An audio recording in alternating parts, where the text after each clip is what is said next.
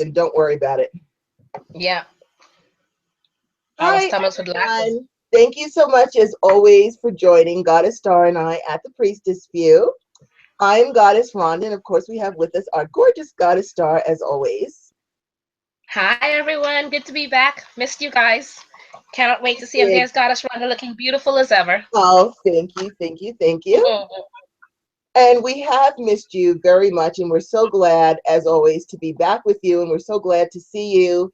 We already see the chat rooms already starting to fill up, and we're really grateful for that. And please let me apologize for for the delay. I can't even talk. I haven't been feeling that great today, but Goddess Star and I are going to persevere onward with this show. So Yeah. here we go. Yeah. We've both been kind of down on the weather but in the last couple of days, and Yeah. so it's not so great. But we're going to But do this. so we both refuse to not do the show. So we are here, and don't worry, since it's online, we are not contagious. So you will be just fine. And as always, before we begin, we like to cast a circle of protection around us.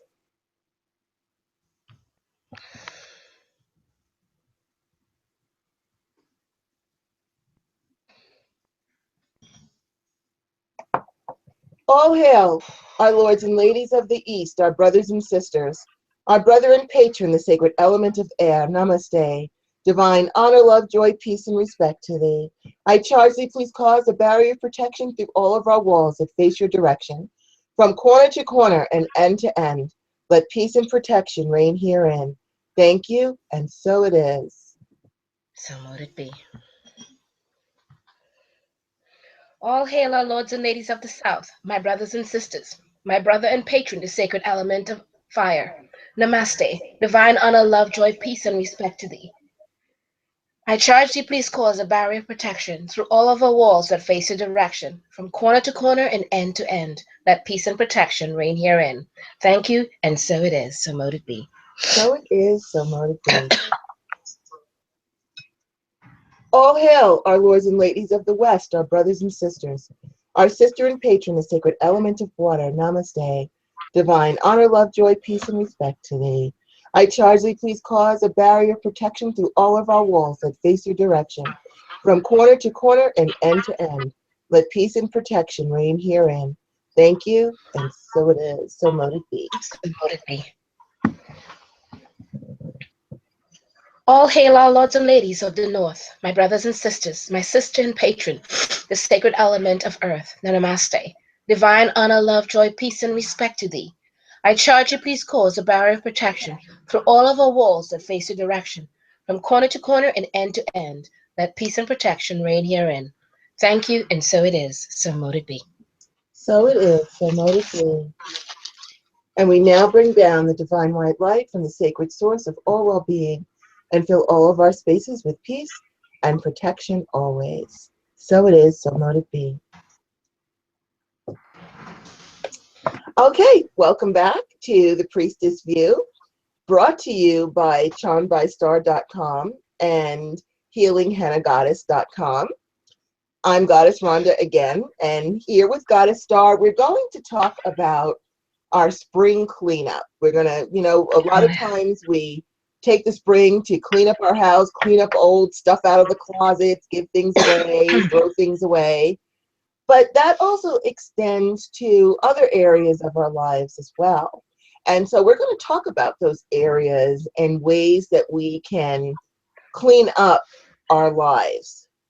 What do you think about the importance of spiritual spring cleaning, Goddess Star? Well, it's an interesting thing. I think we kind of just go through that whole thing the same way that we want to clean our homes and everything out. We tend to want to do that with our lives, new beginnings, new things, new hopes, new dreams, whatever it is.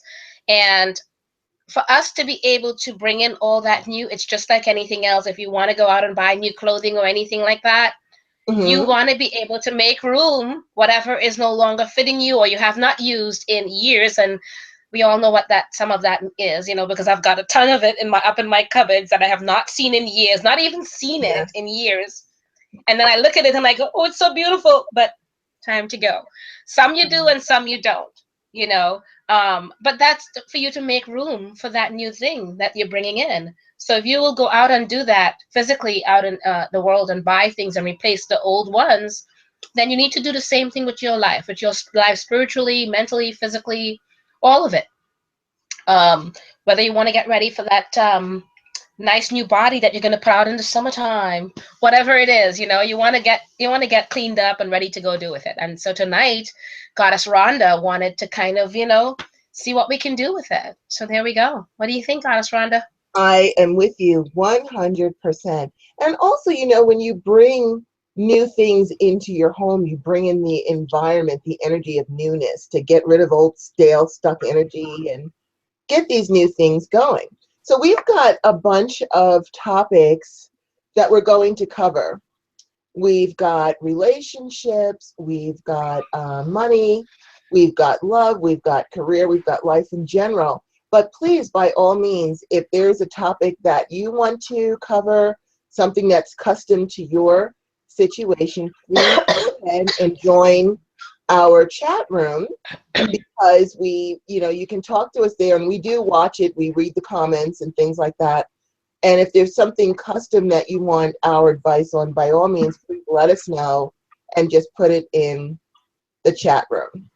So, since love is in the air with springtime, we are going to talk about love and love relationships and what we can do to clean up our love lives, to either bring in new loves or make the loves that we have better or whatever. So, Goddess Star, what advice do you have Yes. to help people clean up their love lives? Okay. Honestly, a lot of it depends on there's so many different situations. There are the ones that have loves that they need, or that has passed on. They're the ex in whatever way, and they need to get rid of all of that, unfortunately, that negative things that are attached with it. Or you might be holding on to something that isn't there anymore, or trying to rekindle relationships that the other person just moved. Or there's the other situation of where the person have passed on. Either ways, whatever the situation, and it's adaptable, you do need to, in my opinion, you need to release a lot of it, or a lot of that negative energies, or not just negative, because if it's someone that's passed on and you both, that person passed on and you both still loved each other, it's just letting go, basically, because you have to move on after a while. And I need to take some of that advice myself with the letting go part.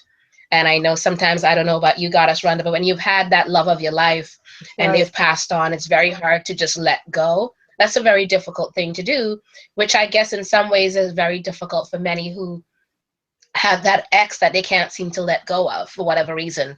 But you really need to let it go. Either let it go, if it's a past one, or just plain old, it needs to leave your life. All that negative energies, good, bad, or indifferent, you do need to let it go. Otherwise, again, how can you make room for that new love, that new life, that new everything you want to get going with yourself, unless you want to be stagnant and stay there with all of that there? What do you think, Goddess Rhonda? I agree with you. As a widow like you, it can be very difficult to let go. It took me 5 years to clean my husband's stuff out and bring it down to the homeless shelter. 5 years it took for me to do that.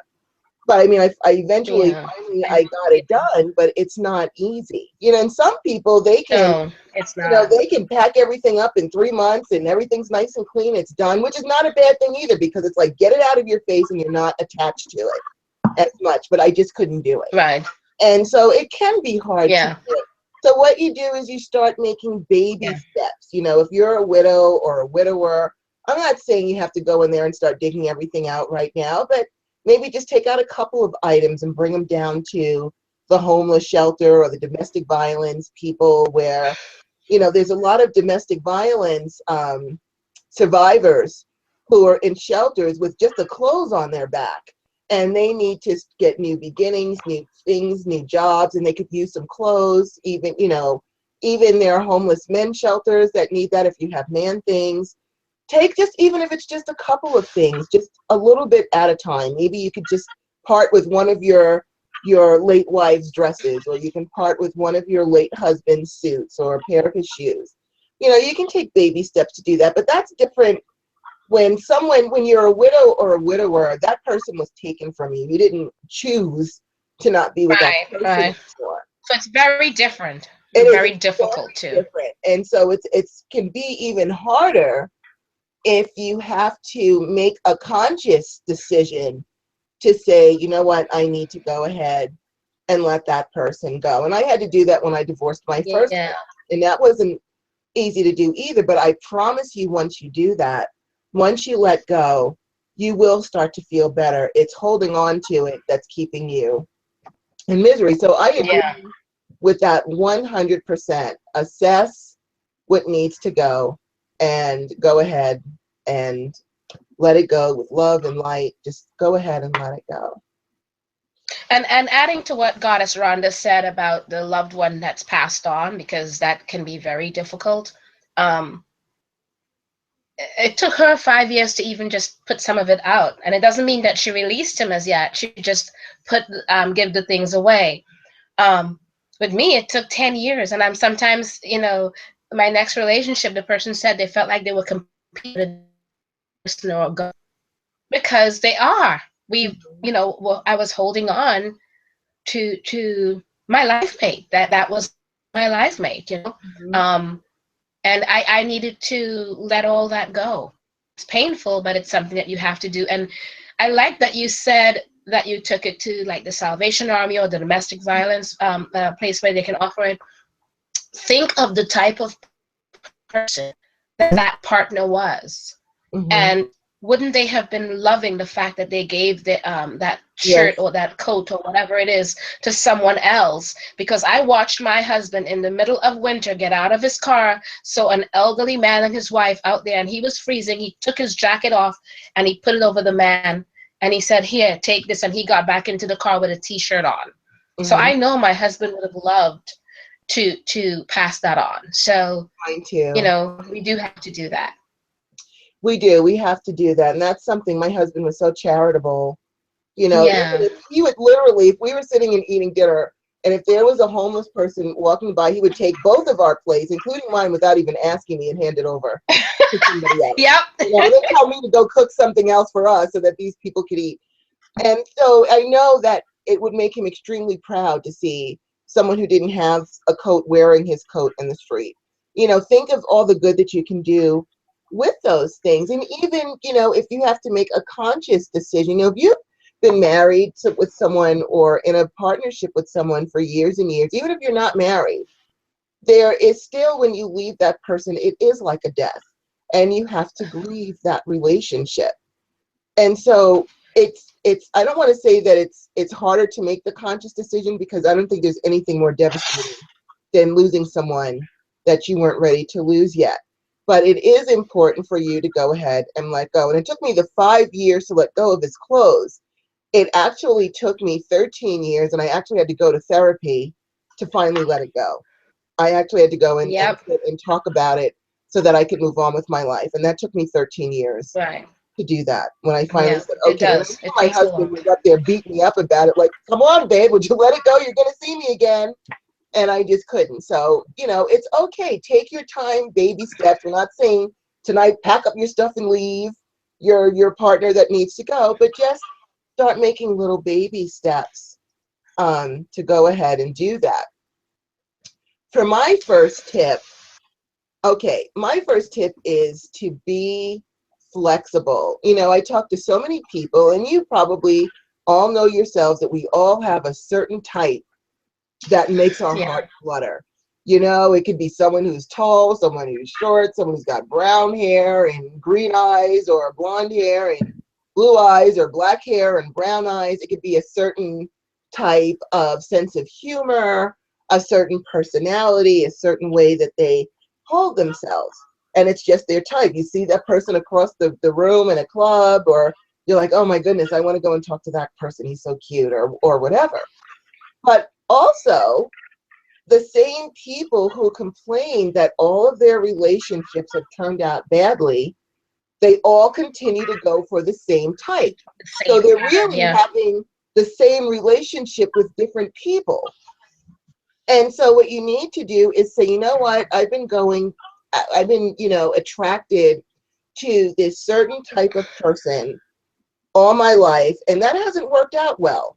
So maybe I need to be a little bit more flexible. Maybe I need to explore other types of personalities, other looks. And, it's not just looks. There are certain people who are drawn to certain personality types. I know women who like the strong, save the damsel in distress kind of a guy. Or some people like the nerdy kinds of guys. But don't just look at that one component that you like. Figure out all the other stuff that you might like about that person, or what you want in a person. So you're not just dazzled by the one component and not noticing the other things that are not in alignment with what you really want in a relationship. So it's time to examine your type, or at least flesh out the type. Don't just say, well, I love a guy who's got big brown eyes and a big smile. That's not enough, because if that's what you're asking for and all you get is a guy with big brown eyes and a big smile, that's all you asked for. So you can't really complain. Or if you say, you know what, I love a guy with a great body, or I love a girl with a great body, and you get a girl or a guy with a great body and nothing else, the rest of their personality sucks, you got what you asked for. So think about, okay, I like this guy who I like a guy who's got, big shoulders and whatever, and a smile, but I also want someone who's compassionate, who's friendly, who's going to listen to me, who I can talk with. We're on the same page with things. We have the same spirituality.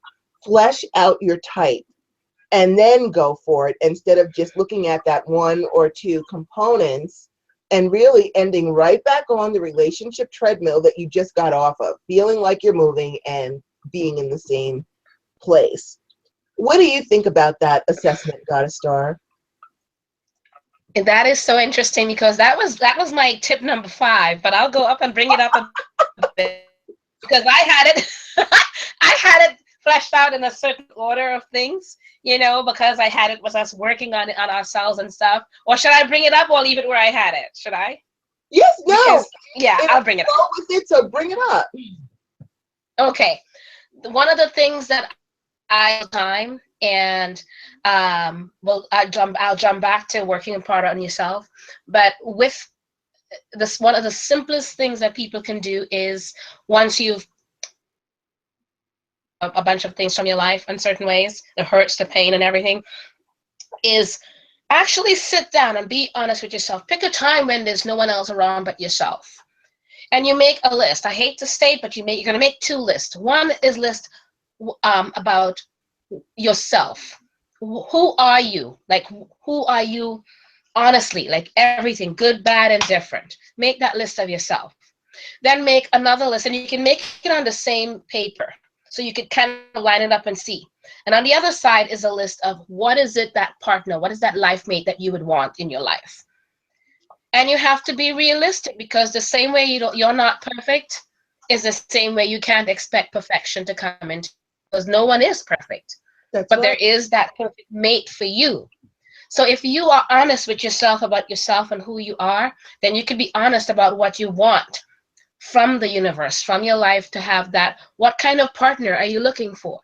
All the attributes, good, bad, or indifferent. That's perfect for you. I'm not that we're looking for perfection, but what's perfect and right for you. But that, honestly, combined with what Goddess Rhonda just said, that works. I have seen it work so many times. But the one thing I have to say, you have to be honest on both sides of it. You do have to be yourself. It's not going to work. Especially don't lie to yourself about your own self. Admit who you are, what you have to work on for yourself, because that means, how could you expect that perfect for you to come in if you are still not even admitting some of the things about yourself that is not the right thing? What has caused some of the relationships in the past to not work? Whether it's you or the other person, and part of it is you, no matter what. You have to accept that responsibility, and it has to be something that you have to work on, because you're obviously choosing the wrong mate. It comes both ways. And if you don't admit that to yourself, then you cannot fix or work on the things that need to be worked on for yourself.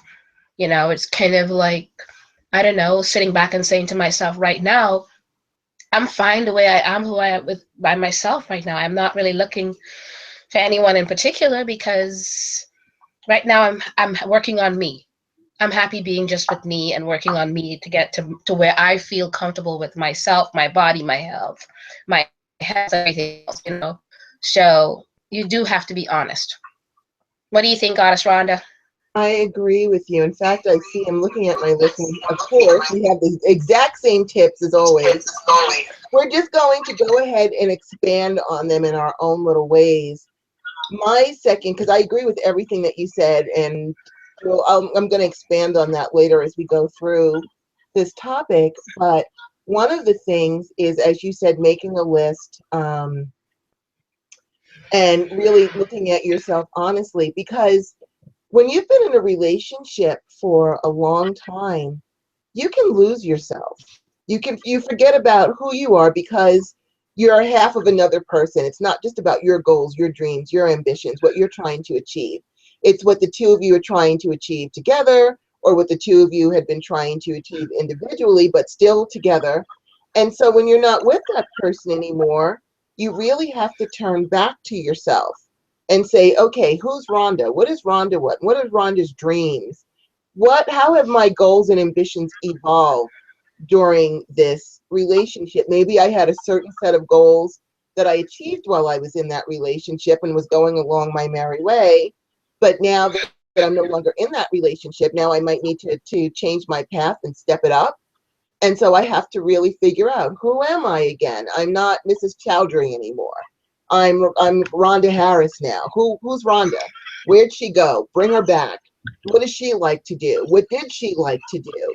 What does she want to do now? Where do I see myself in the next 10 years or the next 5 years? What is it that I want to achieve for me?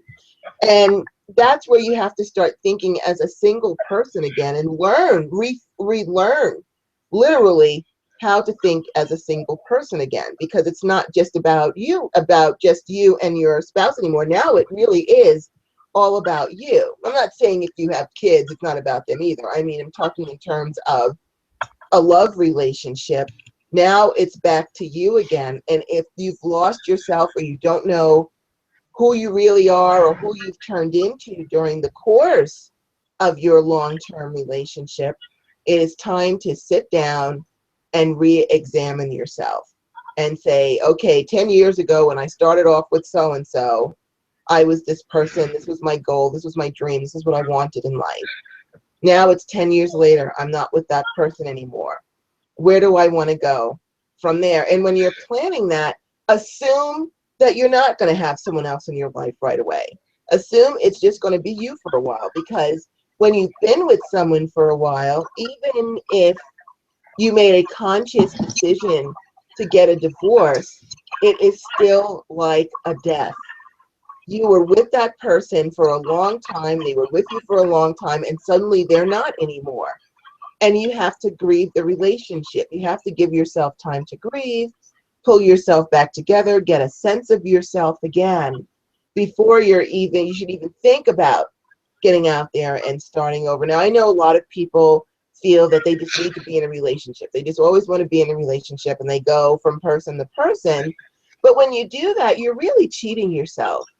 You're cheating yourself out of focusing on yourself, on self-evolution, on figuring out what you want to create in your life and going for it. You're kind of letting that go to live in the shadow of someone else.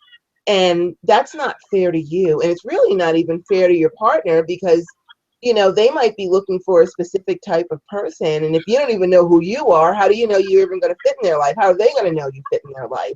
Because they don't really know who you Right. are, because you haven't taken the time to figure out who you are.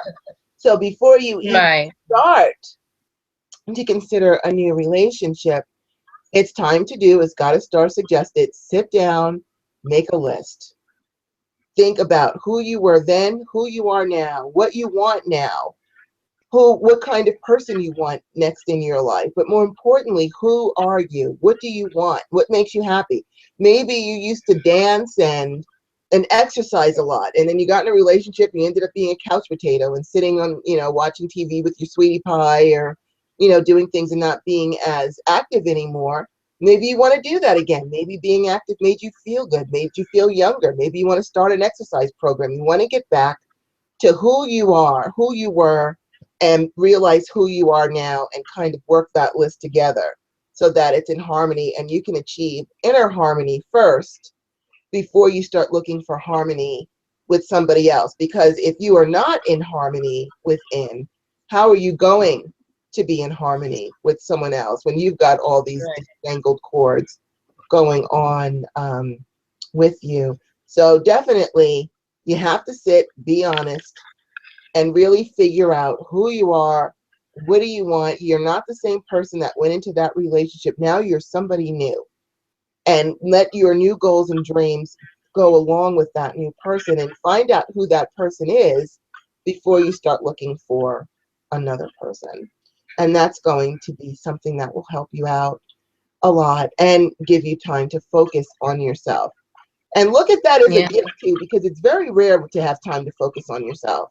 Once you get back into a relationship, it's not about you anymore. This is your big chance to make it all about you.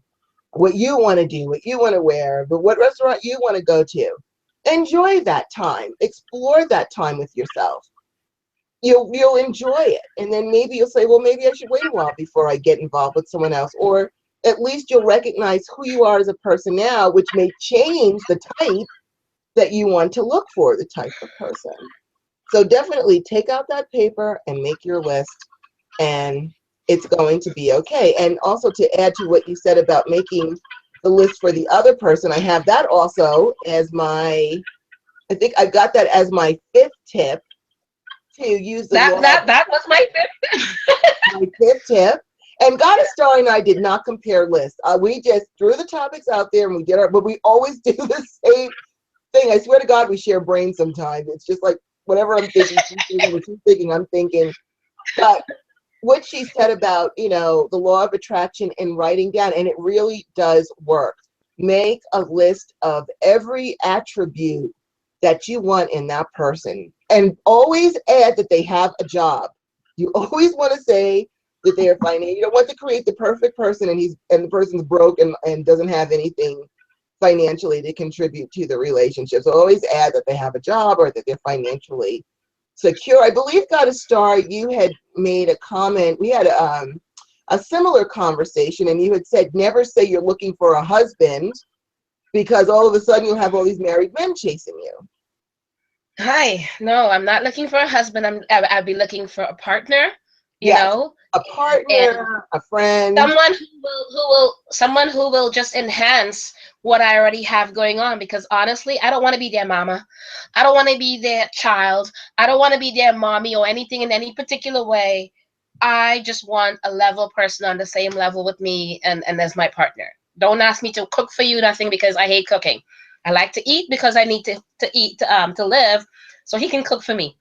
See, my husband used to do that for me. All those things I detested, he did it for me without question. And, that's what he loves. So it worked out fine for us.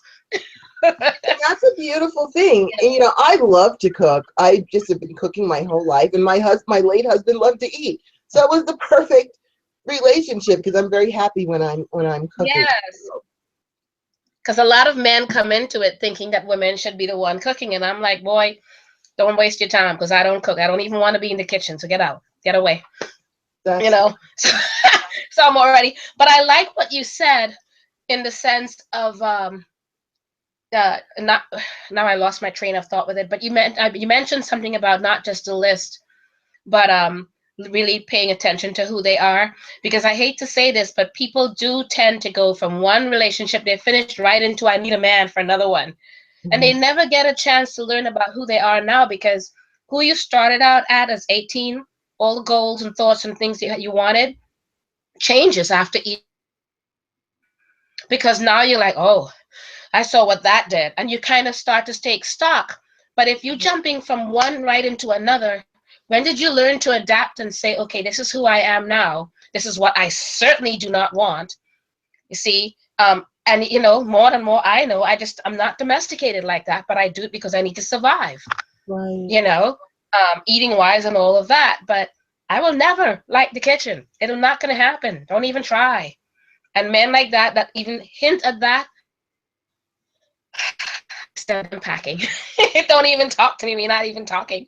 It's kind of like asking a woman who's a warrior to give up all her weapons and say, let's go do something else. No, not happening. So I really Exactly. think you're absolutely right. They really need to learn about themselves and stop jumping into one relationship to the other, because we all know someone that has never been without a partner. They jump from one to the other and they never seem to be without a partner because they've never given themselves a chance to just be by themselves and learn about who they are. And you do need to do that. And I looked, and I'm not sure if anything else came up, but Ellie Marie said, what if the ex is having a midlife crisis or affected by this Saturn-Neptune year? Now, I'm going to hit one part of it. First of all, you said the magic word. Two little things, two little letters, X. He's your ex. Who gives a shit? I'm sorry. He's your ex, and he's an ex for a reason. So who gives a shit if he's having a midlife crisis? Let him do it on his own. The Neptune and Saturn, whatever it is, can affect his ass as much as it wants. It does not affect you. He is an ex. So it has nothing to do with you.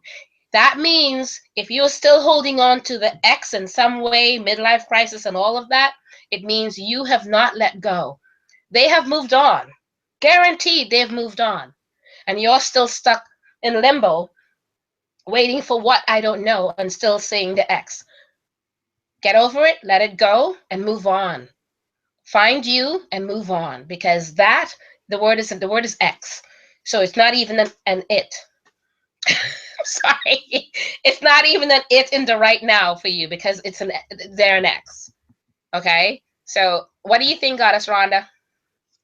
I I think that it's really important. The Saturn and Neptune square really is. I'm getting feedback. I'm not sure where it's coming from, but I think it's okay. Let me just make sure I don't have two windows open. Okay, don't. The Saturn Neptune square is actually something that is affecting many people. It started last year on November 26th and will continue until September of this year. And it does appear to a lot of people that either people in their families have lost their minds, their partners have lost their minds, or they themselves have lost their minds. Because the Saturn square Neptune is here to force everyone to look at issues in their life that previously they may not want to have faced, or have somehow just sort of suppressed it because they can't deal with it.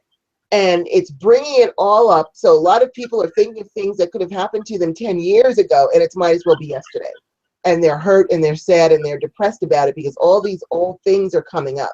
Or maybe something when you were 20 years old, you wanted to buy a red motorcycle and go drive it across Europe, and now you're 50 and you feel that feeling again, like, man, I still want to do that, even though it was 20 years ago. So you go out and you buy your red motorcycle and you put it on a plane, you head over to Europe and you start tooling about Europe. It's about resolutions, ending those things that need to be ended so that you can move forward. So it is empty, literally, it's emptying out the garbage can. And a lot of people are walking around very unhappy. Relationships are broken. People are all over the place. And the advice that I can give you is to use this transit. This is a very important transit. Painful though it is, it's important to empty out that garbage can. So instead of worrying about your ex's garbage can and what garbage needs to be taken out, you've got your own garbage can that you There you have to go. take a look at. Empty out your garbage can, decide, make a conscious decision as to what you can recycle in your own life and what needs to go, what needs to be new, Yeah.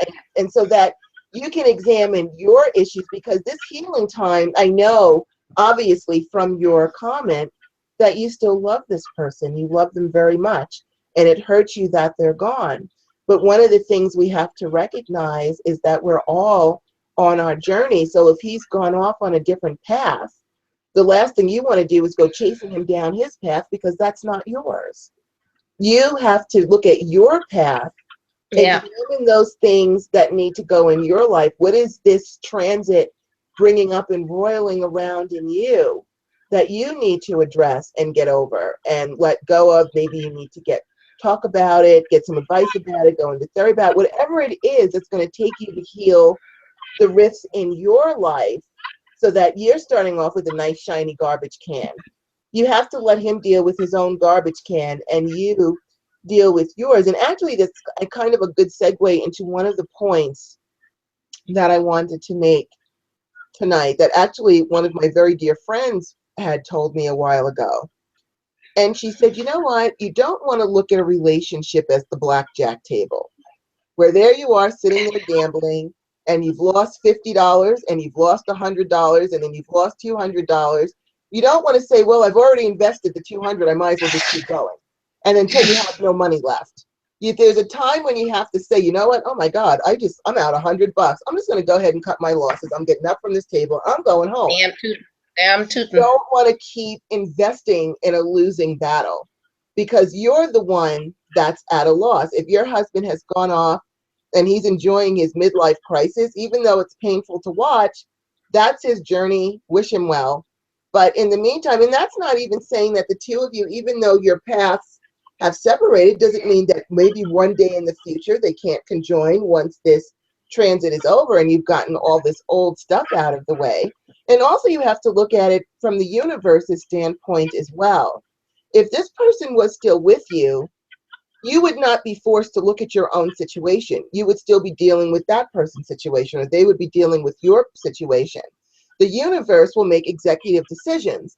And if they have made the conscious decision that, you know what, in order for this lady to really evolve and get done what she needs to do, we're going to have to take this guy out of the picture so that she's got the time and the space to examine herself. And he's got the time and space to examine himself, because together they're going to be looking at each other. They're not looking at their own individual reflections. They're looking in the mirror and looking for that partner's reflection. Now you get to have the whole mirror to yourself. Enjoy that. Look into that mirror and say, you know what, this has to go, this can stay.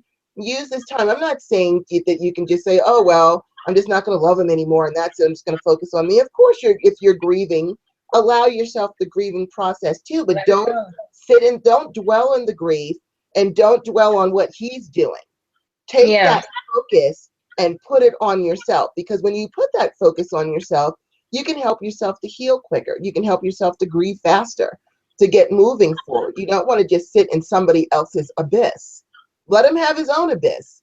You climb up out of it, walk into the sunshine, and start to examine what needs to go in your life, what needs to be fixed in your life, what issues need to be dealt with in your life. And then you also, again, you have to be honest with yourself, because sometimes it's a lot easier to look at the partner and say, well, what are they doing and blah, blah, blah, than it is to look at our own lives and examine our own demons and things that we have to face. It can be avoidance, paying attention to what he's doing could equate to avoidance in your own life, because you're avoiding looking at those issues in your own life. Maybe they're too painful. Maybe there's something you don't really want to deal with it. But that's what this whole transit is about, is to bring it up and cure you of it, to release it from your system so that you can go on to a happier life.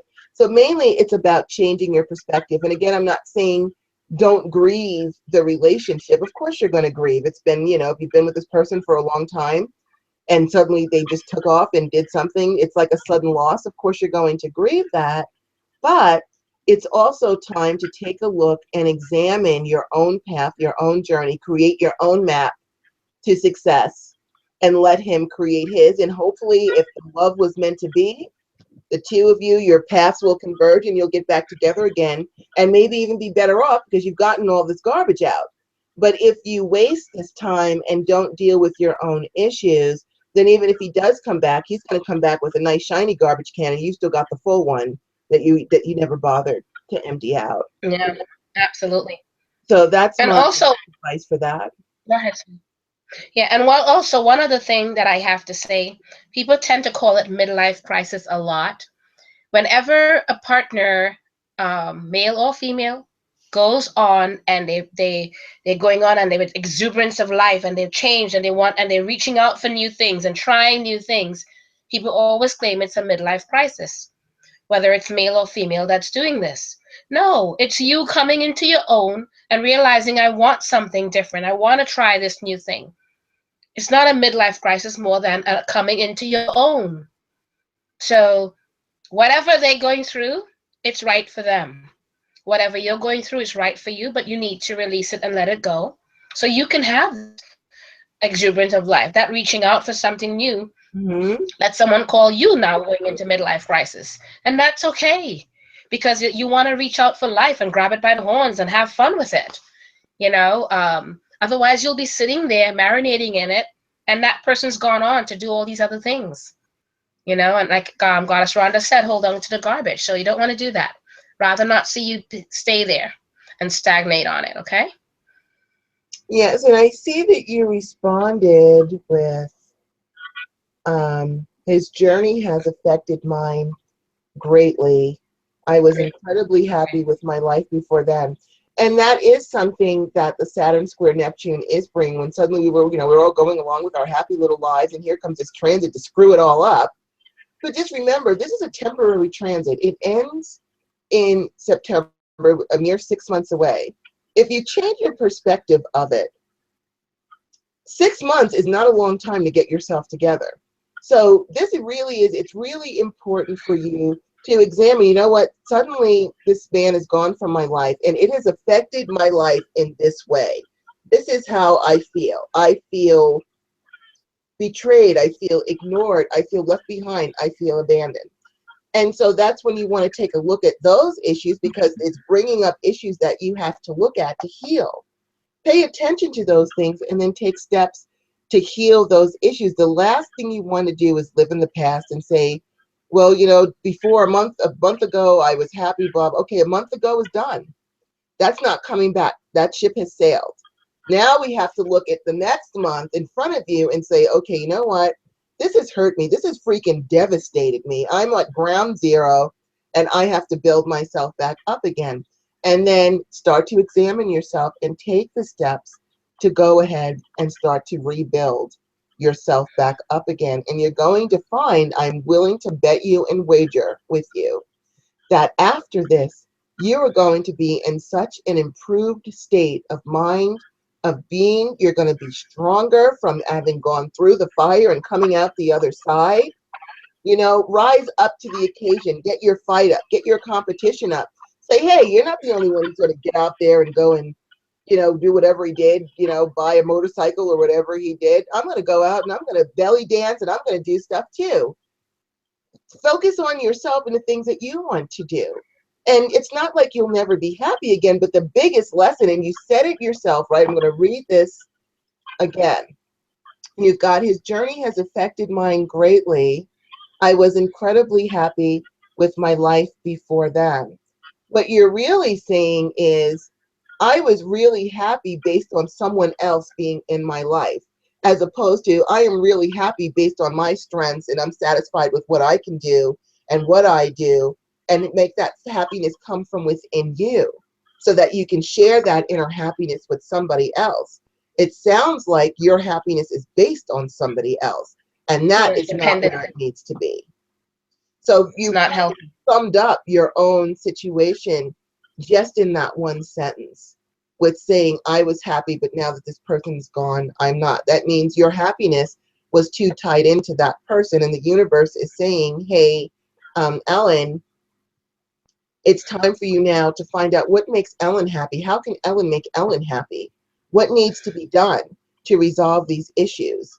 The issues that have come up since this person has gone. What can we do about that? What can we do to make you stronger and evolve faster? So I do understand, and I do not take away from your pain of having someone that you love, that you have been with for so long, suddenly decide that he wants to, I don't know, go off to Europe or whatever it is that he wants to do. But what I want you to do now is say, okay, he's already done that.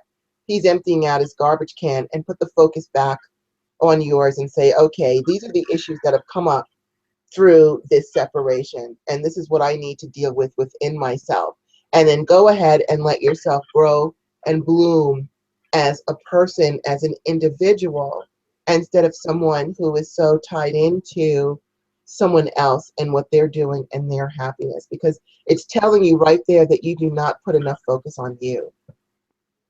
And that's where we need to go, which brings us to our tip that Goddess Star touched on, but now we're going to go ahead and talk about, which is loving yourself. It's so Yeah. important. Self-love is so important. I mean, Yeah. looking at yourself in the mirror instead of saying, oh my God, I've got a new wrinkle. You can say, oh my God, I have got the most beautiful eyes. My eyes are so pretty, or my hair is so great, or, oh my God, I've got all these gray hairs. You know what? These gray hairs were hard won. I worked my ass off for these gray hairs. I'm very proud of my gray hair. That doesn't mean I don't color my hair. I just, I haven't really had a chance to do that yet. But I don't mind having my gray hair. I'm proud of my gray hair because I had to earn every one of But those I'm freaking gray imagining. hairs. Every single one of them. And I am proud of them. It means that I have been through it. I have survived. It's just, to me, they're badges of survival in what I have been through. It took a long time for me to earn these. And so I have no shame of them whatsoever. You have to love yourself. You have to appreciate yourself.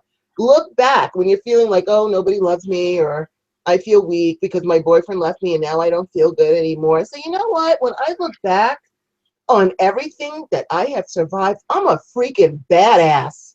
I am a badass. I have survived this. I've survived that. I've raised my kids. I've managed to work. I've put food on the table. I've done all these things. I've overcome illnesses. I've persevered. When you start thinking of your accomplishments instead of, what you feel are your failures, I promise you, if you were to sit down with a piece of paper and draw a line on it and put one side accomplishments and one side what you feel are your failures, and there's no such thing as a failure. There's only lessons, by the way. Those are just lessons that you needed to learn. Lessons learned.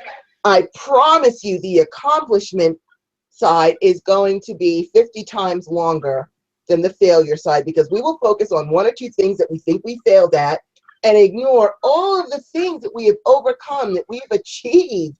Remember, you are a badass. You have overcome so many things. You are strong. You are resilient. You got knocked down, but you got your ass right back up again and got back into the fight. I want you to focus on those things, because that's what's going to raise up your self-esteem. That's when you're going to say, I'm really strong. I'm really capable. I'm really efficient, or you're really whatever. I'm really talented. Look what I've done. Look what I've created. Boost yourself up, pat yourself on the back, and reward yourself with self-love. Love yourself for defending yourself for all these years. Love yourself for overcoming all of the things that you've had to overcome. Appreciate and respect yourself for the hard work that you have put into your life that has paid off in one way or another. Be it raising kids, having a career, whatever it is, recognize your worth and what you have accomplished and walk in pride with that. Don't walk with, well, I wanted to do this and it didn't work out. Walk with, you know what? I did this, I did this, I did this. I had this disease, I overcame it. I didn't have any money, now I do. I went from homeless to this, or whatever it is. Focus on the achievements, focus on the accomplishments, because when you look at those achievements and accomplishments, it makes you want to do more because you love that feeling of it. That can give you the impetus to move forward and keep going with your goals and your dreams and your achievements. But when you're sitting in a state of depression and you're living in the abyss and it's like, oh, everything is just dark and lonely and sad, then that's all you're going to see is the darkness in your soul. But if you actually say, you know what, I have done so much. I can't believe how much I've accomplished since I was a kid. It's amazing. I promise you, that's what's going to give you that self-esteem, that self-respect, and then you will love yourself more. You'll walk around with pride. You'll feel like you'll realize that you deserve better. Do something for yourself. Get your nails done. Get your hair did. Do something. Love yourself. But the first point is to recognize your achievements, your accomplishments, all that you have overcome. You are a badass. And walk around with that badass badge on you proudly with your head back and your chest out and say, yeah, I'm a badass because I look what I've done. And that's what's going to give you the strength, because you realize, man, if I overcame all that, what can't I do? I can do anything. And that's what's going to help you to move on to the next leg of your journey, is to recognize your accomplishments and pat yourself on the back. This is no time to be modest. You don't have to be modest with yourself. I'm not saying you have to go out crowing to the world about how wonderful and great you are, but you sure as hell need to be able to be crowing to yourself about how wonderful and great you are in order for you to do even greater things or want to do even greater things, to feel that energy around you. What do you think about that, Goddess Star? That is so like hit the nail on the head, almost what I've written some of it here. Because one of the things that, in addition to what you cannot possibly give the proper kind of love or offer the kind of love to someone else when you do not in turn love and honor yourself. Mm-hmm. You cannot in a healthy way do that. You're giving them something in a way that they know it's half cocked. They know it's not entirely real because you're not real to yourself. You have got to sit down. I know there's this trick that people do. Christopher Penczak does it in his and I forgot his book on the heart, on the love. And you would sit in the mirror and you would look at yourself dead center and you would say, I love myself with such fervency. I love who I am. I love everything about me, my eyes, my face, my breast, everything. I love who I am. Yes, I want to clip little bits of the fat off or whatever, but it's okay. I'll get there. I'll be badass. I'll be a good a certain way because you have to learn to love yourself and not just love, but honor yourself as well. That's You're right. giving honor to other people and you're not giving it to yourself, and you have to be able to do that. One of the most amazing things is the same way that he or that partner, I'm not saying he, that partner goes off and does whatever it is and they become a bigger, better person. You somehow want to reach out to them because they look so much better now because they're doing this, this, and the other. Right. But the same thing happens to you. If you go out and you become that better person for you, not for anyone else, but for you, you wear that lingerie to bed at night, that gorgeous, sexy lingerie, and they ask you, who is that for? Is it for some man? I'm like, hell no, this is for me. It feels Right. good on my body. That silk, that satin, it feels good on me. You know, I grew up with that in Canada where we wear underwear and in a certain way that it was like, this is how we went to bed and we thought it was beautiful just the way that we were, Mm-hmm. you know? And then when I came here and I opened a lingerie shop in the East Village, the comments I got were, oh, I don't have any guy to wear that for. Oh, I don't have anyone to wear that for. And I'm standing there going, how about just for yourself? It was amazing to me that they did not see that they needed to do this for themselves. It felt good. The silk or the satin on your body, it feels good. It So does. why not do it for yourself? You know? And then, honestly speaking, Goddess Rhonda, tell me if this does not happen. I am out there. I have a walker because I had both my knees replaced and I have lupus. I have a walker and I'm dressed to the nines because I always dress to the nines. That's just me.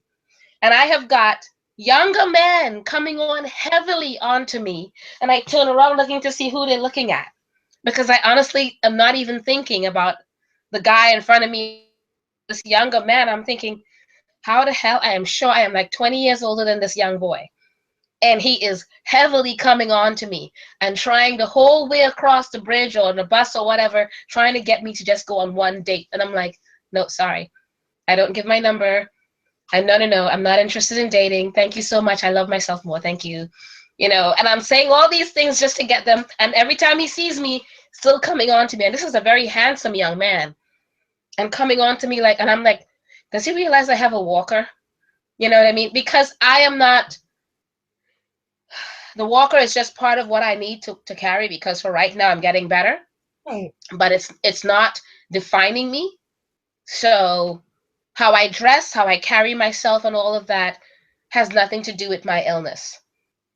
That's the way I see it, and I'm going to be that better person and love who I am and go out to Planet Fitness and work out or whatever it is.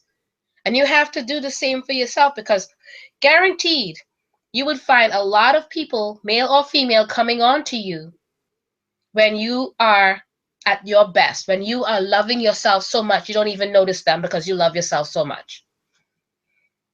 It happens all the time. Yes, it And does. it's the same way that you're attracted to that other person because now they've come into their own. You have to come into your own.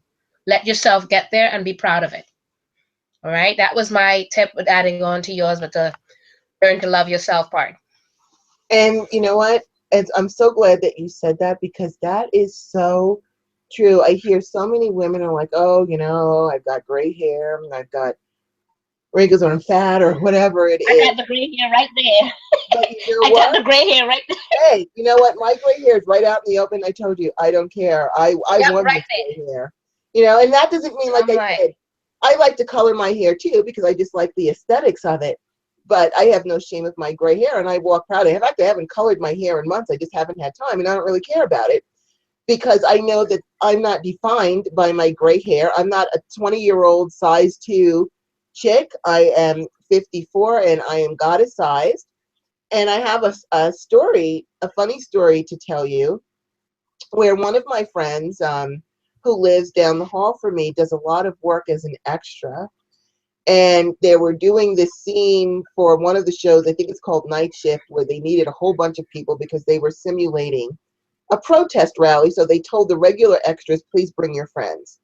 And, we'll pay them and feed them in the whole routine. So he asked me if I wanted to go. And I said, sure, I'll go. What the heck? First, I wanted to just the experience of being an extra, see how things work. I wanted the money too, but it just sounded like a fun thing to do to just go and work on a show for a night and just be part of the protest and the rally. And because I love protesting, it was perfect. I was so into my character screaming at the fake SWAT teams and stuff like that. But anyway, I digress. So anyway, as we're standing there to sign in, I see this man walk in, this young man. He looked like he was in his mid to late 20s. And I was marveling at him because I've never seen a man who had a shirt tailored to fit a buff body like this. This guy was freaking buff, the tapered waist and the bulging arms. And his shirt, I mean, it wasn't grotesquely tight, but it was tight enough to show his bulging biceps and, the tapered waist and everything. And he walked in, and I guess he saw me looking at it. I was like, I wonder if he had that shirt tailor made. I've never seen a man shirt fit like that ever. It had to have been tailor made. So anyway, I went back to talking to my friend and chatting and looking at the other extras. Well, the next thing I know, here is this man standing in front of me, holds out his hand and says, hi, I'm Adonis. And I was like, man, does that name fit you? And he just stood there flirting with me and talking to me. There were all kinds of young, gorgeous girls in the room.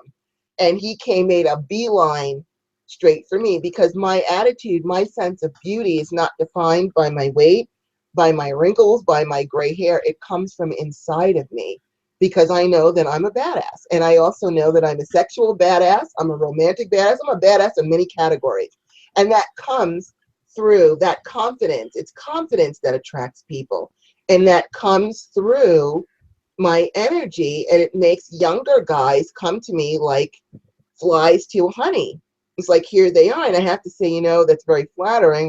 Maybe if you were at least 10 years older, we could talk about this. But still, the point of the matter is that there were beautiful, young, gorgeous women in the room with tight clothes showing off their beautiful, gorgeous young bodies. I'm standing there in a pair of, sweatpants and a black shirt, and he made a beeline straight for me. And that happens quite a bit with the young men with me. Here they come, and they're attracted to the confidence that you carry. So once you get that confidence up, you are going to be a love magnet. Here they will come chasing you all around. It's not about your makeup. It's not about your hair. It's not about your cleavage or your long legs. It's about what are you projecting from your soul? What light are you projecting? Because when you project light the same way moths and butterflies and insects are drawn to light, so is love. So are the genders, either male, female, whatever it is your preference is. They are drawn to light. If you're in a dark room and a candle lights up across the street, your eyes are already going to be drawn to that. You're drawn to light. So if you let your light from your soul shine out with confidence and love and all the great things that make you you, people are going to see that. And it's not going to make a difference whether you have makeup on or not. If your hair is gorgeous or you're having a bad hair day, none of that is going to matter.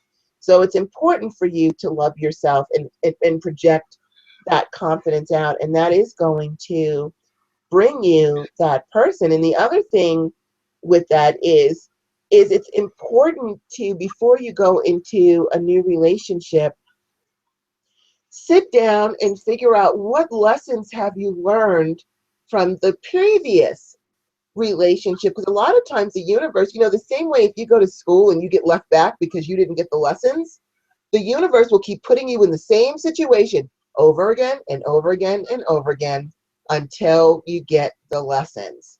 And so if you sit back and say, what did I learn from all this? Okay, I learned that I'm strong, or I learned that this is the type of life that I thought I wanted, but it's not it. Whatever those lessons are, once you learn them, the universe will allow you to pass to the next level. So it's really important also to acknowledge and identify those lessons that you have learned so that you can graduate and go to the next class instead of being stuck in the same class, for years and years and years. I'm sure you would agree with that, Goddess Star. Yeah, absolutely. Absolutely. And one of my other tips that I tell people, yes, this one is more of on the magical side. You've done all that work, the cleansing and removing, the replenishing, keeping the good parts that you've learned from it. Good, bad, or indifferent, honestly, you learn from every part of it. But keep the good parts and take it with you and whatever else. But one of the things that I also say, magically speaking, there are so many, again, I'm referring to Christopher's book on, I think it's love, finding love or something like that. He would gain love and everything for yourself, whether it's loving yourself or outside of that. Mm-hmm. But he came up with so many gods and goddesses of love. Maybe you can work with one of them. Find that god and goddess of love that the attributes fall into line with who you are or where you want to be, the kind of person you want to attain to become, and work with that god or goddess. And to help you attain that, whatever you need to help assist you with it, do that. Do that spell candle for love, whether you see it as pink or red.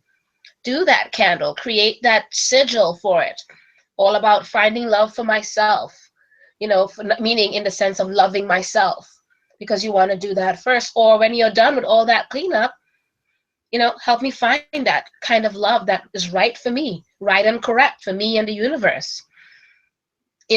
So work with a particular god or goddess, if that helps you in any way, like Aphrodite, Inanna, Demeter, Psyche, Eros. There's so many of them. So go out there and find that god or goddess to work with and see that, have them help you. They are always willing if you ask. So reach out to them for that. There's that part that we all can, any kind of strength that we can gain from them is worth it. And it's all part of your learning to love and honor yourself. What do you think, Goddess Rhonda? I think that you are, I'm laughing because I'm laughing at some of the comments in the chat room. I do think that you are absolutely correct, and I do want to address some of these things that's in the chat. First, I want to address Tamara, excuse me, who says, I say this most humbly. In the name of the divine goddess, I am a warrior. I love myself. I have been through hell, Yes. and I swim and ship, and I am here, and I am a goddess, so mote it be. So mote it be, Goddess Tamara. So mote it be. So mote it be. And we give you a round of applause for recognizing that in yourself. That's awesome.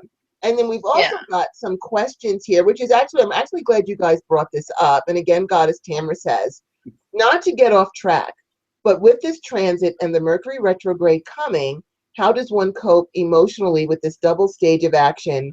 And then the second question was, will empaths be double affected with the universal activity going on? Yes, they will. But first, to your first question, how does one cope emotionally with this double stage of reflection?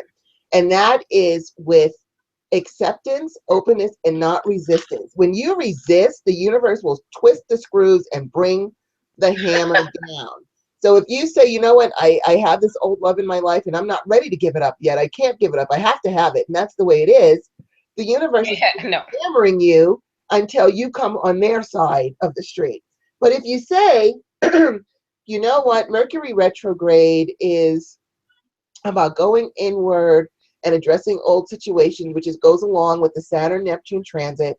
You know what, universe? I'm ready. I am so ready to evolve. What do I need to do? What do I have to do to empty out my garbage can and start off fresh? And then the universe will work with you. It's when you resist that they're going to tighten the screws and keep hammering at you till you get their message. But when you're open, you say, you know what? I'm ready to do this. Help me out with this. Guide me, direct me, help me. The universe will open up and they will make your path a lot easier because you're now ready to go ahead and evolve. They don't need to bring out the stick and beat you upside the head with it. You're ready to go. And so they're going to help you to do that. And as far as coping as an empath, yes, it does, because there's a lot of people right now, you know, unfortunately, not everybody in the world is watching this show right now. So they don't know these tips and tricks that we're giving you. So a lot of people are walking around very sad, very depressed. And as empaths, we pick that up. So I have had to do, because of that, extra spiritual cleansings on myself, where if I feel emotional, and I'm not an emotional person, I'm actually pretty emotionally detached. So when I start to feel emotional, that's when my head goes up. And I say, you know what? Do I have something to feel emotional about, think about, reflect on my life, what's going on? Nope, I'm okay. That means I've got somebody else's issues on me. So I will do something to clear my energy. I like to do burns where, I don't know if you've seen my videos where I burn away bad energies off of me, or cleanse myself in the shower with the element of water to wash it all away. There are different techniques that you use, but you're going to have to step up your shielding, your protection against the adverse energies that are coming at you, and also your cleansing. So do your spiritual cleansings depending on what it is. Now, I'll give you a trick that I have found has helped me tremendously as an empath when we're in an environment. We're in an environment of strife. We've got a harsh transit going on right now. It's still got another 6 months to go. We've got Mercury retrograde coming up. We've got people who are in turmoil because they don't understand why their lives are falling apart because of this transit. And so we're in an environment of stress, of depression, of people walking around in the abyss, and their abyss energies are permeating our environments. So what I have found to be helpful is, I call it the sweeten your life thing, where I take a packet of sugar, and you can get a packet of sugar from a restaurant, or you can just get these little Ziploc bags at a craft store. They're called craft Ziploc bags, and they're like 2 inches by 2 inches or something like that. And you fill it, you put a spoonful of sugar in it, and you put it between your hands and say, be sweet to me, be sweet to me, be sweet to me. And you stick it in your bra or you stick it in a pocket. And what it does, it creates an environment of sugar, of sweetness around you that literally will block, because you're basically blocking all the adverse energies with its counter of sweetness. You're blocking bitter energies, you're blocking depression, you're blocking the sour states that people are in with sweetness. And not only is it a benefit to you, but people who come within your range of energy respond so well with that, because now you're also counteracting their negative energies with the energy of sweetness. I add honey to my shampoo, I add it to my hair conditioner, I add it to my bath gel to keep that air of sweetness around me. And it actually works as a shield to keep everyone's depression out, and it helps them too. So there's a mutual benefit going on. I feel better, and the people who come around me feel better, because at least for a few minutes they're in a sweeter at least environment. So you might want to try, if you're in a lot of people will take salt baths when they're in a state of negativity, and if that works for you, that's great. But really what you're doing can also translate as adding salt to a wound. What you want to do is you want to counter that with sweetness. And so by walking around with the sugar, putting honey in your shampoo with intentions, don't just dump honey in your shampoo, with the intention that it's going to sweeten your life, sweeten your environment, sweeten those things and the people around you, that is going to help you a lot. And as an extra added tip, I was going to add this in the career section, this will also help you to get have good job interviews as well. Because the people who are interviewing you are now in this environment of sugar, and they're sweeter towards you. They're more open towards you. They're more compassionate towards you. They have those feelings towards you. So that is my advice as an empath myself, because you know I give empath training classes. That is my advice on how you are to handle this.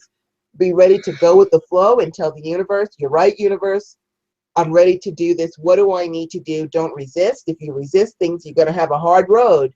If you go along with the plan to evolve and clean up your life, things will be much easier. And then to counter all of these energies coming at you, particularly as an empath, sweeten your environment. And you're going to find that that has a big effect on helping the energies around you to be okay instead of being constantly inundated with everyone else's depression. What is your advice on that, Goddess Star? Well, there's a bath, I know you mentioned that sea salt thing, but it is. There's this amazing bath, and it's really good for it does two things.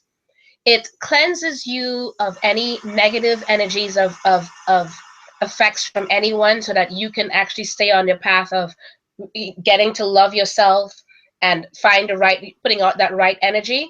But it also, at the same time, you would be asking for more, it helps you with honoring and loving yourself more. And Mm-hmm. it's a combination bath of, yes, of course, the sea salt, but if you add rose, lavender, basil, the rue for protection from the negative energies and everything, and olive oil, a bit of olive oil in there. And when you're adding the bath, you can add the herbs and the oil for it, and you get in that bath. And you can actually, this is something that depends on how it affects you, because some people it works for right away, some people it takes time. Again, it's based on individual person. So you can actually say to yourself every 7 days or so, or how often you feel that you need it, when you're working on especially learning to love yourself. Because it's interesting, because Goddess Iana said loving myself is still something I'm working on. It's a hard journey, and yes, it is. It Yes. is a lot harder to work on loving yourself than anyone else outside of yourself for some interesting reason. So yes, that recipe was created for that idea in itself, to help the person learn to love themselves. So you would be doing this, and you could add with that recipe, and I will put that up in the chat room for you guys. That when you take that recipe, you would be saying the words like, yeah, I'm badass, I love myself, look at me, I'm so beautiful, look at all my beautiful parts, my lady bits or my man bits, they're all beautiful. You can say whatever it is. Yes, right. You Whatever go the there, bits are, they're You all go mine there. and they're beautiful. You go there. And I'm telling you, it makes you laugh. It makes your heart gets joyous. All of it combined. You're saying all these things, but it's true. And yeah, you will laugh at some of it because you're making fun of yourself in a way, but you're saying things that are real to you. My lady bits and my man bits are all fine. They're all great. I love it all. Yeah, it sounds funny, but you would laugh and you'll be happy. And when you get out, you're singing almost like, my lady bits are happy. My lady, telling you it works. It works, I'm telling you. I have seen it work so much. Girl, I get out of the bath all the time saying all about my lady bits. It's so good. Well, you go, girl. You and your lady bits. You go. It's an awesome bath and it works. So Yana, girl, goddess, go for it. Try it. I'm gonna put it. Let me put it in the and you use it as often as you want, every 7 days, whatever it is that works for you, until you feel better about yourself. And it's all about learning to love yourself and who you are. And you can also use it with a child if you want, because it's so gentle, Mm-hmm. and make it work for you in whatever way that you need. That's what matters, is for what you need, what your needs are. And I bet the olive oil really makes it. And I bet the olive oil makes the skin nice and She's soft. funny. She said, my lady bits are happy. I think that is, you know what? That's really great. And Goddess Star is into the salt baths. I'm into the whole sugar thing. I do that with sugar scrubs every 7 days. Actually, every third day, I do the sugar So scrubs. I would do both. The bitterness. And See, there's no I would reason do why both. you can't do both. Do both. Yeah. I'm open to everything. I would So do both. do both. Yeah, because you can do the bath to bring in the love and all of that, Yes. and then when you're ready to leave, you can take that sugar and ask for the sweetening to all up to you. It all works. It all works Combination is together. awesome. There's no one or the other. Girl, make it all work. That's It what all, people do. You learn to adapt your magic to suit you. that's You right. take whatever little bit from everybody and you make your magic work for you. No one can tell you it's not working, because when you see it working for yourself, you're like, hey man, it all works. As long as Lady No, Bits are happy, right? that's exactly right. And you know what? And just to also, I just want to say, I understand that it is a hard road. Self-love is a hard Yeah. road, but I don't want you to beat yourself up at that about that either. That, well, how come I just can't love myself and blah blah blah. That's not your fault. You were trained from the time you could listen to people, always share, think about other people, don't brag about yourself, don't, talk about how great you are. That's considered in poor taste. It's considered rude to brag. It's so you learn from an early age to subvert those feelings of self-love, and because it's like, oh no, it's bad. If I really supposed to love other people and deal with other people, I'm not supposed to be focused on me, me, me, me, me. Hell yeah, you are, because it's you that's responsible for your survival and what you're trying to bring into yourself. But unfortunately, because you were taught that as a child, don't brag, don't talk about how great you are, it's considered rude, it's not nice. These things, a lot of us literally took that literally. And so we feel like, oh, it's always got to be about the other person. And if I focus on myself, that's wrong, that's selfish. It's selfish for me to be thinking about myself. Well, you need to be selfish, because it's yourself who is going to take care of you. It's yourself who is responsible to make sure that you are financially prosperous. It's yourself that is responsible for finding that love that's in alignment with you. It is about you and yourself. So it's okay to be selfish in that way. You've got to put the And focus on yourself. You have to. right, right. And it's not selfish actually, when you think about it, because even with the Christians, you're taught from very young, the words in the Bible are love thy neighbor as you love yourself. That's So, right. hello, how could you possibly be loving them more than yourself? It says it even in the Bible. And yet, I don't know why they turn it and love your neighbor more than yourself. No, it was meant love the neighbors as you would love yourself. So that means you have to have done it first there. You have to be loving yourself first. That's right. And it's not a selfish thing. No, So it's, it's you gotta love yourself. okay. It is okay for you guys Are to we moving on to the next one, the category of relationships? you know what? I'm going to, because I don't know what happened. We spent all this time on love and got caught up in that, and we've got like four more topics. I know. So I think, We what didn't get a let's chance. do, let's focus on, we've only got like 30 minutes left, but maybe we could get in some stuff about prosperity, and then what we'll do is next week we will We'll continue the continue the topic, because rest. there's a whole lot Yeah. more that we have to cover. And with you guys, I would much rather hear your comments and address your problems than to just focus on what we're trying to talk on, because this show really is about you guys. And so, by all means, spend this last few minutes. If you have a question or a comment, go ahead and make it. And Goddess Star, let's just go over even if we just give a couple of tips, because I know some people might have tuned in about money. So let's Okay. give one tip for the other category, so at least they walk away with something, and the next week we will finish. We'll cover everything. Where are the money part? I put it all down there. I know, I Where's the do money? too. So I gotta it's find right where I put my after money one. relationships. And I Go have this whole into, cleansing and removal spell for past lives and everything from the other one. Okay, that's not for the money. Oh, yeah, it is. It is part of your money. Okay. Are we doing careers or money? um, okay, what came, I know, I'm sorry, everybody. I told you one day me and Goddess Star are going to have a real studio with a teleprompter, but right now what we have is our screen and our mouses. So you're going to have to bear with us because we're skipping ahead. So this next one was relationships, blah, blah, blah, blah, blah. Third, fourth, fifth. Now we're going to talk about our finances. So right after relationships is Uh-huh. finances. So let's Okay. go ahead All and right. give a tip about finances. Do you want to give your tip, Okay. or do you want me to jump in? You go first because I'm, you know what? Oh, there it is. I finally found it. I was looking for it still. I was going, wait a minute. Okay. Um, One of the things that I, again, this works for every aspect of your life, whether it's love, money, relationships, you name it.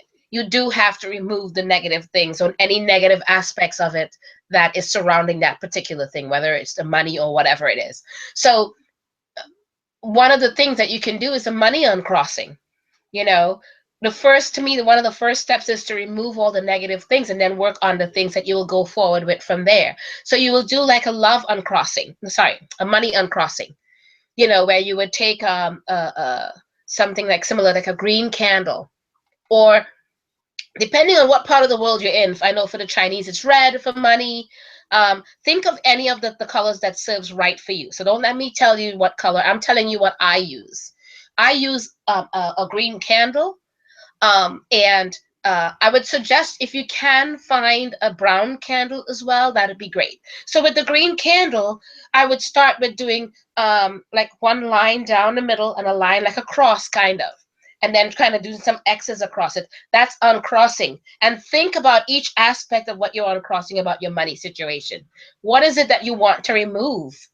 Or remove any negative aspects of it, like, I don't know, lack of it in the first place, not able to hold on to it, always just covering the bills and barely making nothing else beyond that. And you want to not survive, you want to live. You don't want to live paycheck to paycheck. So remove all the things that are holding you back from being that successful person where your money is concerned. Educate yourself in the mundane manner. um, learn about finances in general, because a lot of us are not taught about finances in the first place. The mundane things, like actually learning how money works, how credit works, all of that, so that you're not stifling or drowning in credit debts. You want to alleviate all your debts. That's something to uncross. Alleviate all your debts, get rid of it, and live within your means, but still be happy. You Hmm. want to work on the mundane things, because unfortunately we live in a mundane world where we work outside, especially where our monies are concerned. We shop, we do everything out there in the mundane world. So if you don't correct it in the mundane world and you're just working magically alone, it's not going to work on its own. You've got, where money is concerned, you've got to do a bit of both, the mundane and the magical. So you have to work on it, you know, in that way. There's a little trick that I remember Lexa telling me. Keep your money all in one direction when you have it in your purse or in your wallet or whatever it is. And if you keep it in that one direction, it will mean that money will come back to you. So that's another tip that you add to it. But do the mundane things, educate yourself so that when you're handling money, okay, this is going to come back. But that brown candle that I mentioned earlier, it's a money trick that I do with people whenever they ask for a money expel. You do the green candle first with the uncrossing, or the green candle first for bringing in the money. And we all know when we do that money spell, it comes in, and then, yeah, it comes in, it covers the bill, but then that's it. The money, you're left sitting there going, but where's the money for me? I'd love to go to the movies. I'd love to go get a drink. I'd love to take myself out to dinner. So what you do is that brown candle is the stabilizer. Think of the earth. Everything around it, the earth is all brown. It's a stabilizer. It's what the earth is made of. So that brown candle, take it and use it for that stabilizer to make the money stay where it's supposed to be, to handle it and have it be able to not just cover your debts and everything, but to have you live and not just survive. So that's my tip. What do you think, Artist Rhonda? I think that you are absolutely right. All of our wealth comes from the earth. Gold, diamonds, silver, gems, it all comes from the earth, and the brown candle represents that. And so if you're looking for financial stability, by all means, do that. Use the earth. The earth is really very wealth granting, because that's where our food comes from, the earth. Everything that we need basically comes from the earth. So by tapping into those energies, that's really an excellent thing to do. I'm totally for that 100%, as well as cleaning up your life financially and being smart about your money. We'll talk more about, our money stuff next week. I'll give you my money tip for tonight, which is something that I do that has worked very well for me, where I charm my money before I put it in the bank. I make it a money magnet so it brings more money into my bank account and into my wallet. So I put my spell up here. It's very, very simple. So what you do is, I'm a huge dollar store person. We have Dollar Trees here where everything is $1. And I love that store because you can get everything that you need. So if you have, excuse me, if you have a Dollar Tree, you can go down there and get it and save yourself a lot of money. Or, you know, if you have to go to a craft store or Walmart or something, you can go there too. You have the equivalent. Your Dollar Tree, you might not be called the Dollar Tree, it might be called something else. But you can buy things there that's not that much money. And so what you need, and I will put this in the chat room to make your money magnet candle, is they sell at the Dollar Tree, and they probably have them in Walmart and other stores. They're magnetic strips. They're just like black magnet strips. You can get them at craft stores for people who make magnets that go on refrigerators and stuff. So they're just like these little strips of magnet. There's no painting on it or any decal. It's just a magnet strip, like a flexible plastic magnet strip, like the ones that are on the things the magnets that you put on your refrigerator, these little skinny things. And so you need to get a couple of those. They sell linen scented pillar candles. Their pillar candles only come in white and cream, I think. But I get the linen scented one because linen, the cloth linen, is made from flax.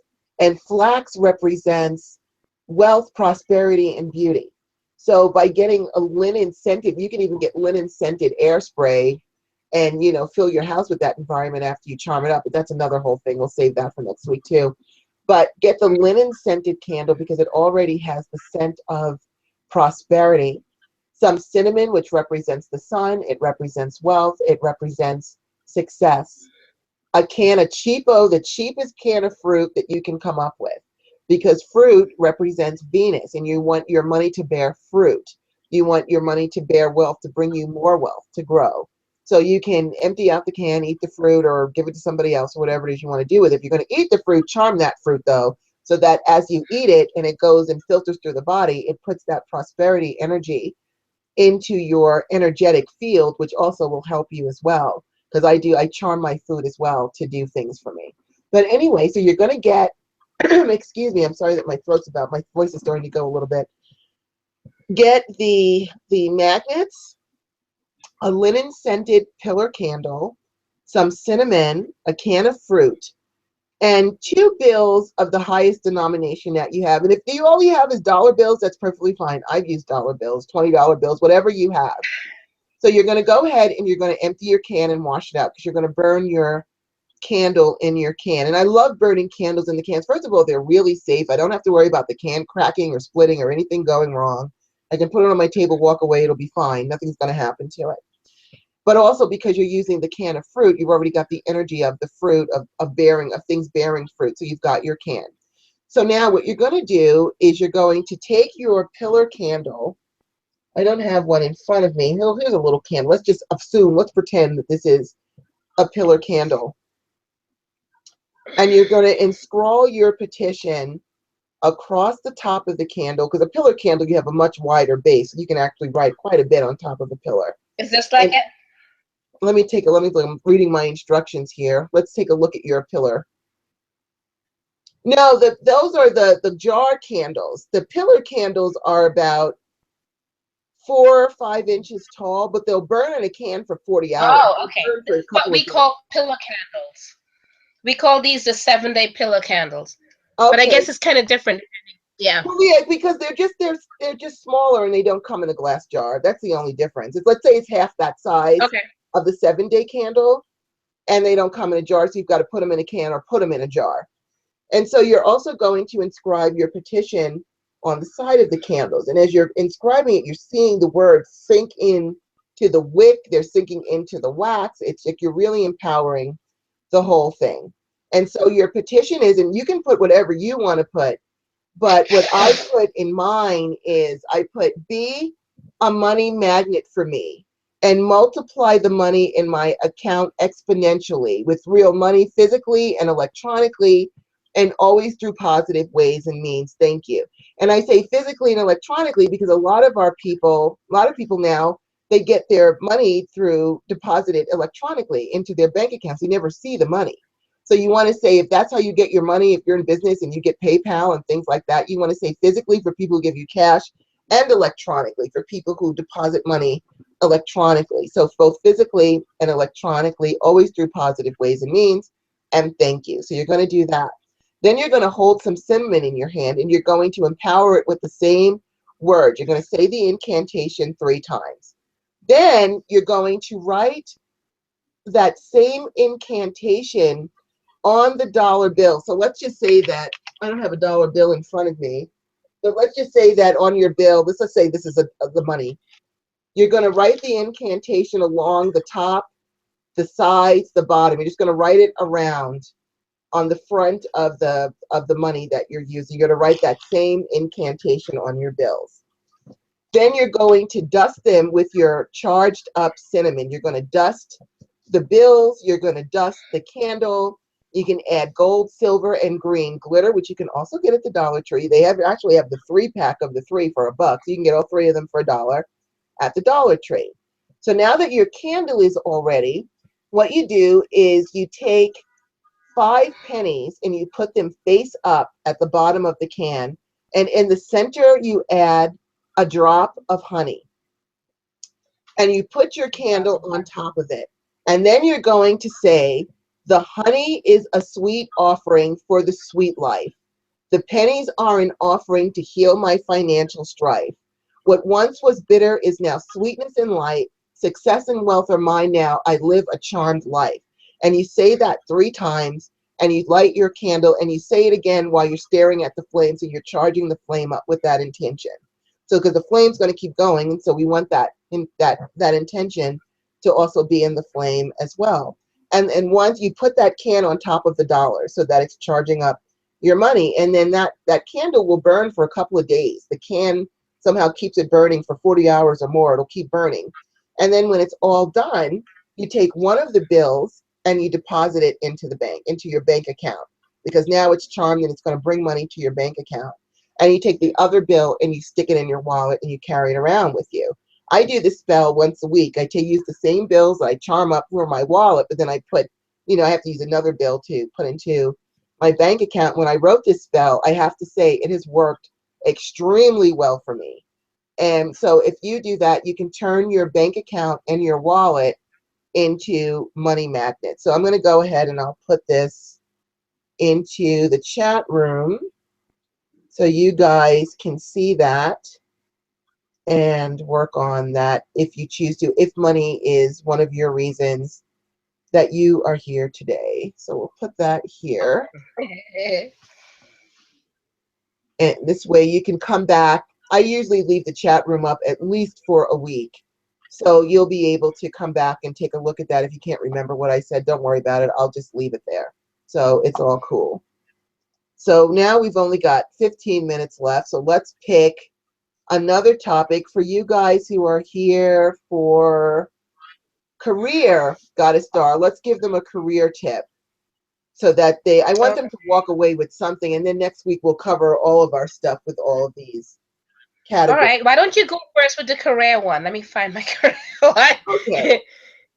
So for my career one of the things that you want to do is create what I call a ladder of success. I call it the upside down ladder of success, because what you're doing is, I'm just going to use this piece of paper. I had a pen here. What you're going to do is you're going to create a ladder with steps.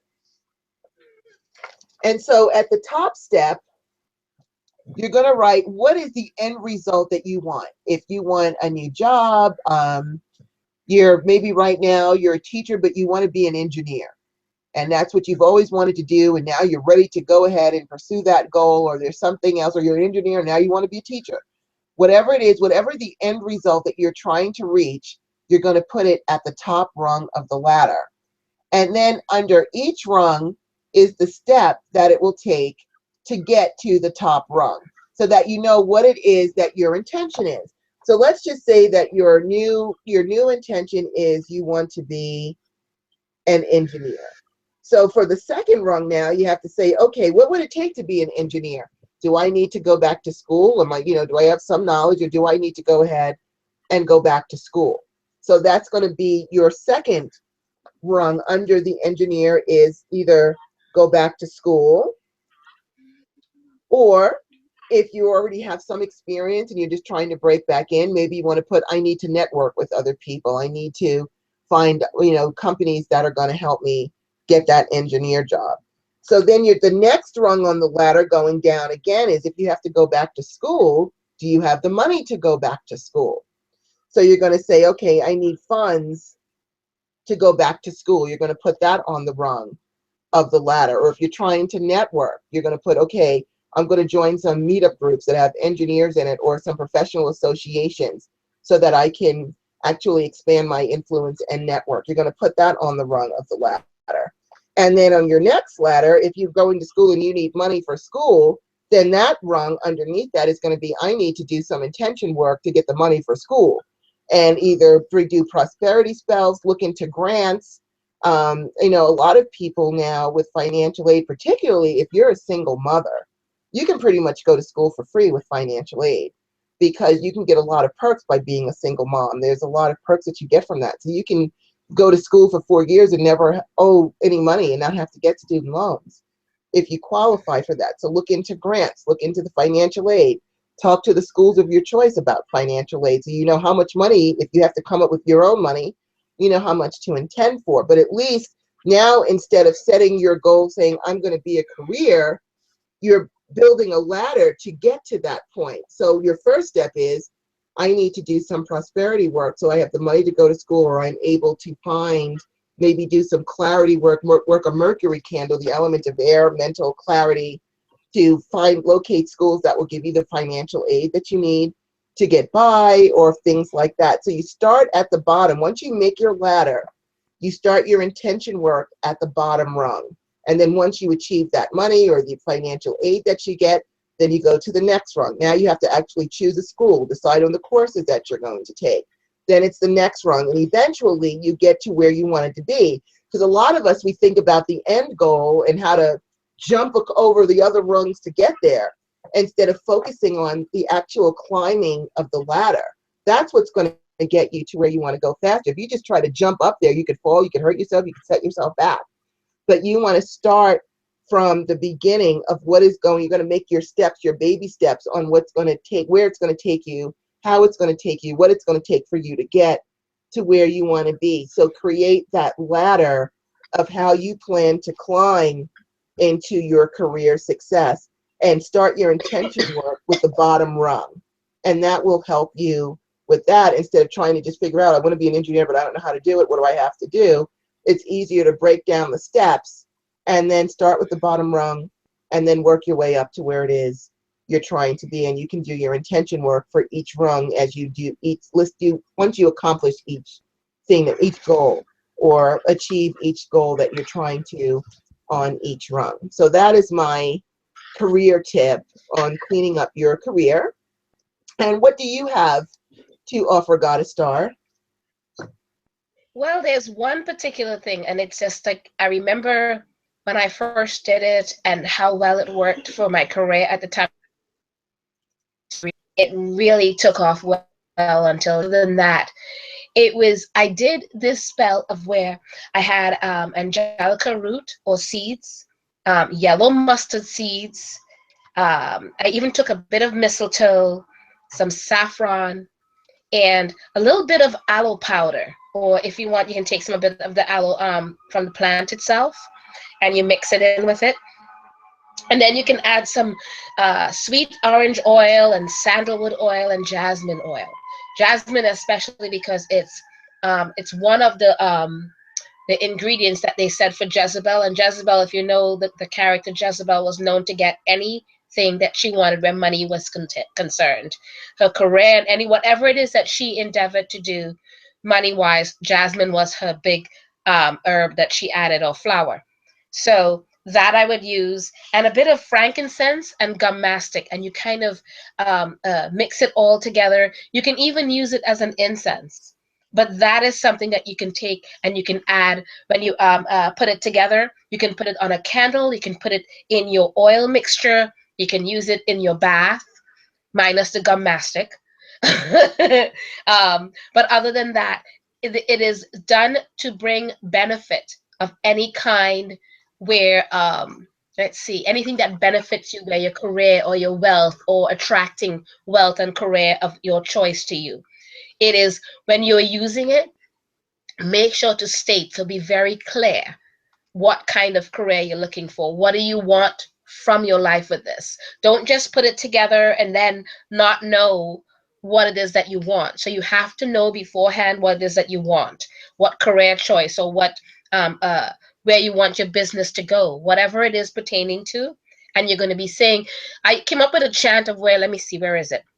Um, and I had put it for the very last one for you guys, but I'm gonna here. There's a short version and a long version. This spell is cast. This, you can say either new moon, full moon, waning moon, whatever moon phase. This moon night. This spell be cast will come to be. This spell be cast, so mote it be. And you can keep repeating that. That's the short version. And then there's a longer version about what let's see. This spell is cast this whatever moon night.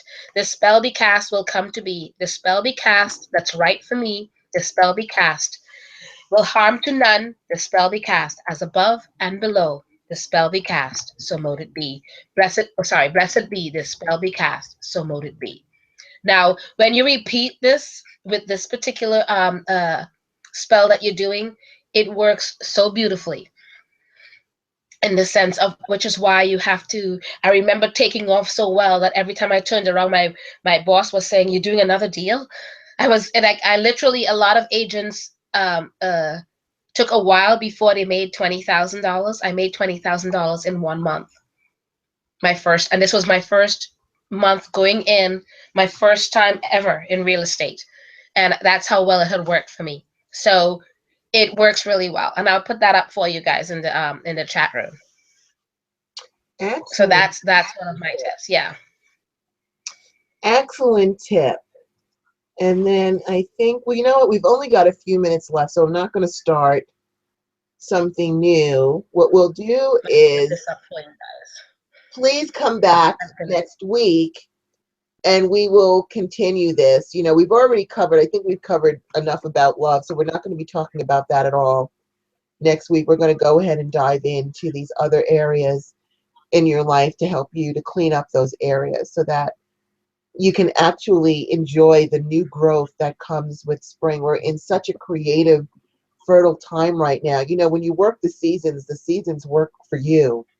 And we're trying to create new and beautiful things in our lives, things that we can harvest in the fall and the late summer, you know, and by getting rid of the old and tilling the nice fresh, you know, you got to pull the weeds out before you can put the new seeds in. You've got to clean up the land before you can plow it and sow the new seeds and reap the harvest that you're trying to do.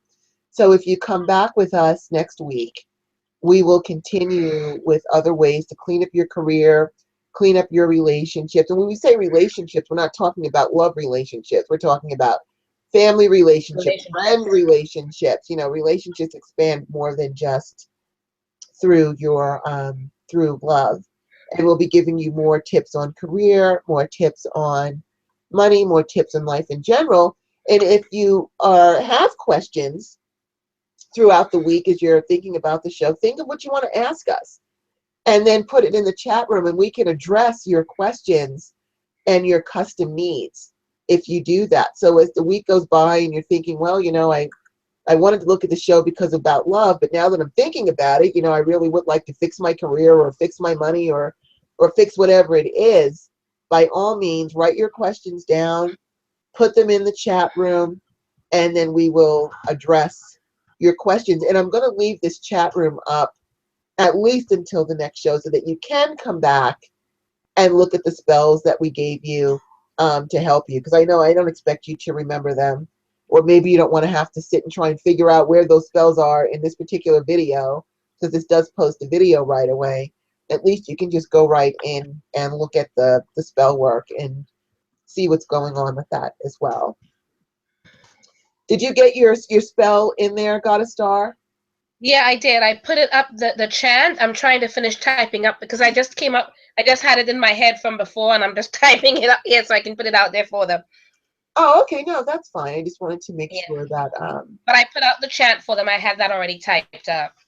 So that was good. The mistletoe, sweet orange, let me try to remember the last part. so in the meantime, Sandal. Goddess Star is completing putting her spell work up. Now is really is And a good time. I know that some of there you you might go. have come here with the intention of, cleaning one portion of your life up, but now maybe, hopefully, the show has opened up a whole new thing for you, a whole new world for you to focus Okay. on in your life, for things that you're trying to achieve and things that you want in your life. So think about that. Think of who you are now. I know that you're not that person that you were 10 years ago or 5 years ago.